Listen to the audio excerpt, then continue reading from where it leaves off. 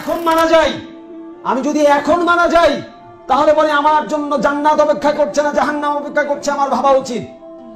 কারণ চোখটা বন্ধ হয়ে গেলে, দুনিয়ার শ্বাস বন্ধ হয়ে গেলে আমার আর কিছুই করার থাকবে না। আপনার সন্তান 2 দিন কাঁদবে, 3 দিন কান্না করবে, তারপরে কবরস্থানে গিয়েও একটা বারের জন্য সালাম দিতেও যাবে না। বাস্তবতা, এটা দুনিয়ার বাস্তবতা।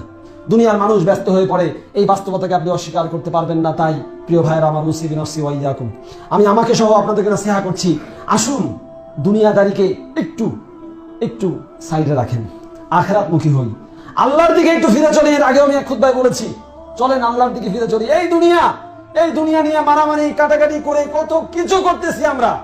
আল্লাহর ওয়াস্তে বলতেছি, আল্লাহকে ভয় করুন। আল্লাহর ওয়াস্তে বলতেছি, আল্লাহকে ভয় করুন।